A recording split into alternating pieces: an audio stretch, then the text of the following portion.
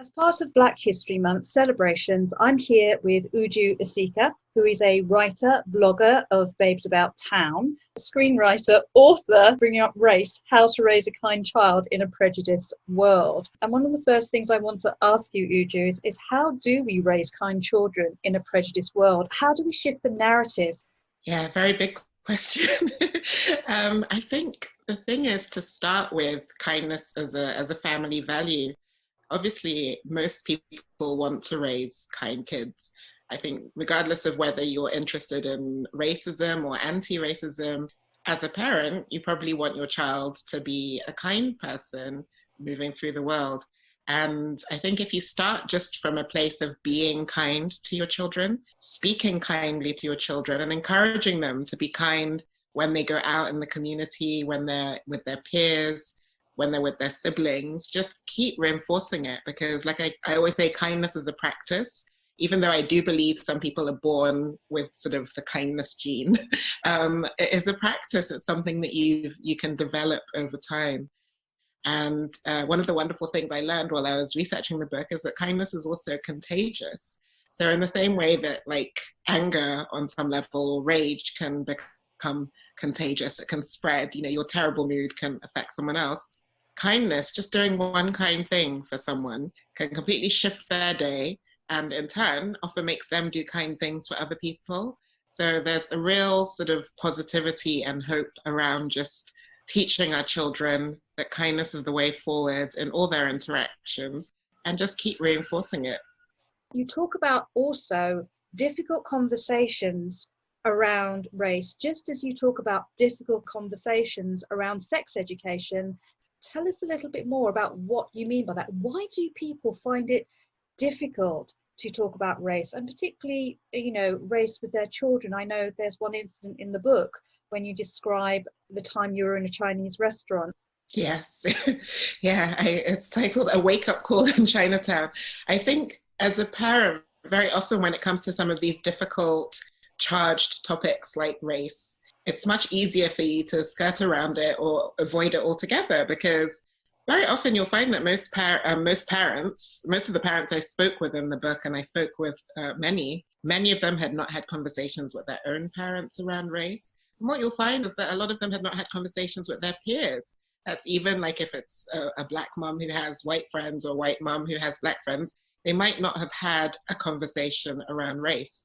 So then trying to bring this huge topic to a very small person and say, right, this is how we talk about race. It just feels overwhelming, I think. And a lot of parents just think, well, I'll avoid it. And also, I think many parents had that sense that, oh, we were past racism, like we'd moved beyond a certain level of racism. So let's say being in a diverse environment would ensure that your child grew up not being racist. And what you find is that kids are just picking up stuff from all around us, all over, whether it's where people live or whether it's advertising, TV shows, they're picking up all these subtle messages around race. And if you don't have the conversation, they just make it up on their own. They figure it out on their own. They understand who has the power and who doesn't. And, they're just sort of left to their own devices. And yeah, so the wake-up call I had in Chinatown was, my child was he was very young, he was about 5 years old, but he picked up something racist from a schoolmate. And when it happened, I was completely blown away, because I thought, what are you doing? And I sort of had the panic response, which I think is quite natural. And parents should be forgiving of themselves if they have that panic response, because it's quite natural. Your kids are going to unsettle you. But the important thing is to say, okay, I need to do better. We need to have this conversation around race. We really, really need to talk about all these different elements and keep talking, because it's an ongoing conversation. It's not just a one-time thing. What I love about this is, we often, and particularly currently when we're talking about racism, people think black, white.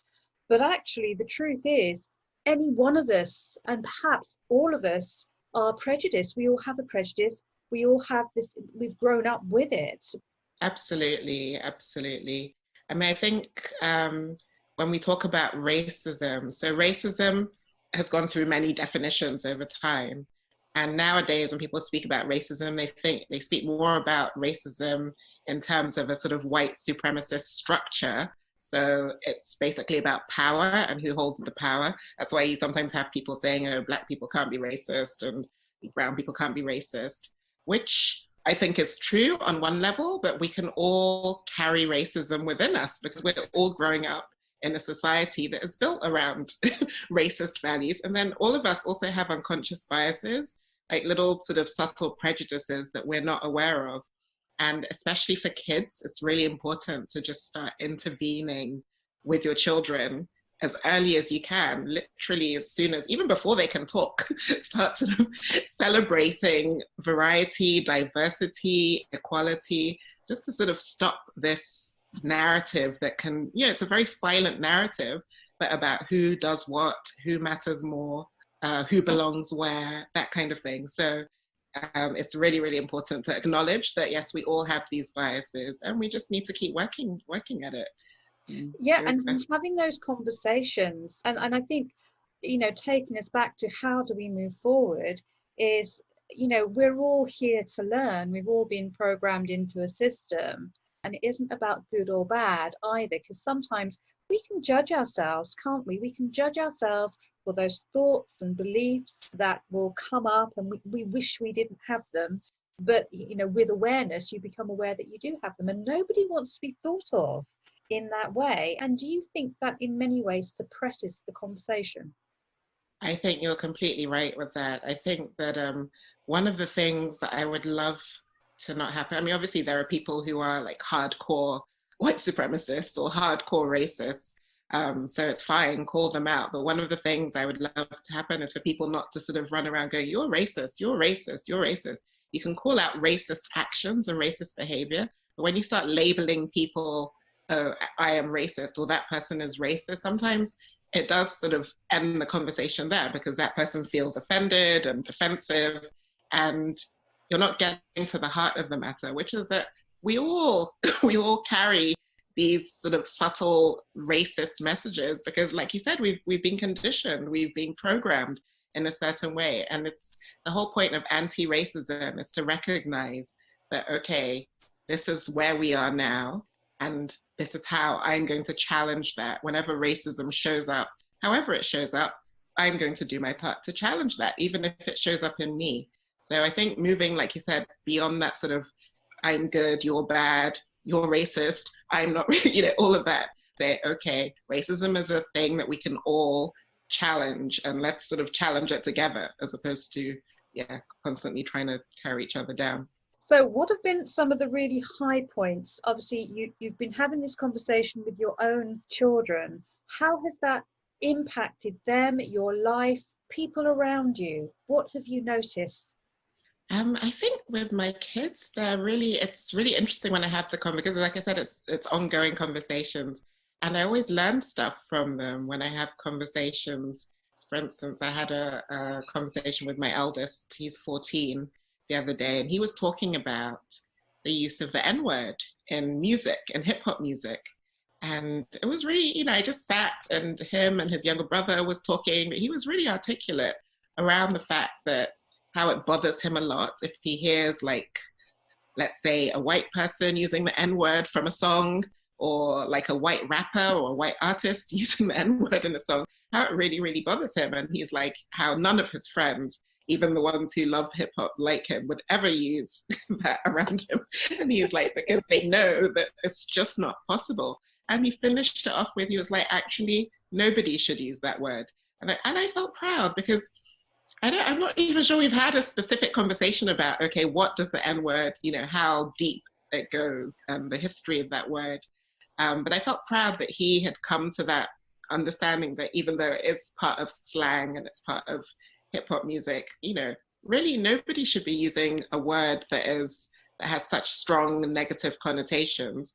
And we can debate, the merits of people using the N-word for slang or for hip hop. But I love that he had his own strong opinion about it, and he came to a realization that I sort of agreed with, but I hadn't forced my opinion on him. I try to, with my kids, just learn from them and we have these discussions. And it's something I encourage other parents to do. It's like, you want to, as a parent, teach your child the right way to be and teach them the right thing to do.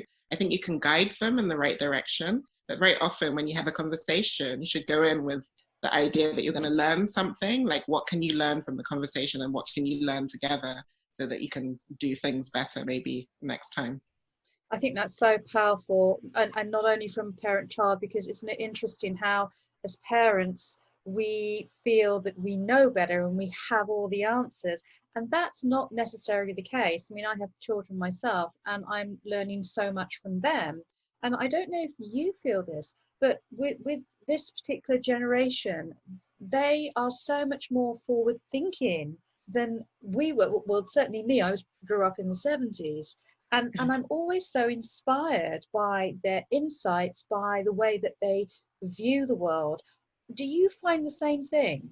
Yeah, completely. And that's, I think that's partly why there is so much hope in bringing up race. And I do feel a lot of hope around the future, because I look at the kids, they're growing up in a different world. In many ways, it's the same old world, same old nonsense that we're all dealing with. But then they're so much more open to different ways of being, different forms of self-expression. Diversity is just normality for a lot of kids today. And when you look at things like the Black Lives Matter protests, most of it is being led by the youth, by young people. So I do feel hopeful that these are the ones who are going to really lead the way and just change it so that a lot of this stuff just becomes completely like dinosaur. Yeah, well, yeah, one of the things you do say in your book, you talk about it not being love and hate, love and fear. What do you mean by love and fear?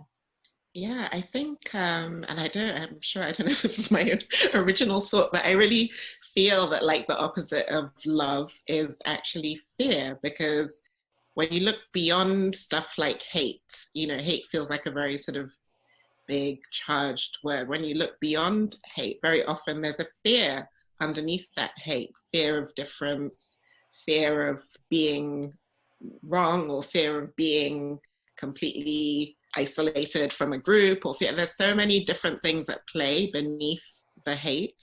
And you could add ignorance as well into that. But again, ignorance is rooted a lot in fear. It's like that fear of what you don't know. So yeah, that's why I encourage to focus on love as opposed to fear, because like they said, when you're focused on love, you don't really have as much room for the fear, or you can move beyond your fear through just focusing on love. And if people want to know more about you, how can they get in contact? Yeah, so you can find me at Babes About Town. I'm on social media as Babes About Town on Twitter, Instagram, Facebook. You can go to babesabouttown.com. The book is available on Amazon. Uju, it's been such a pleasure. Thanks so much, Naz.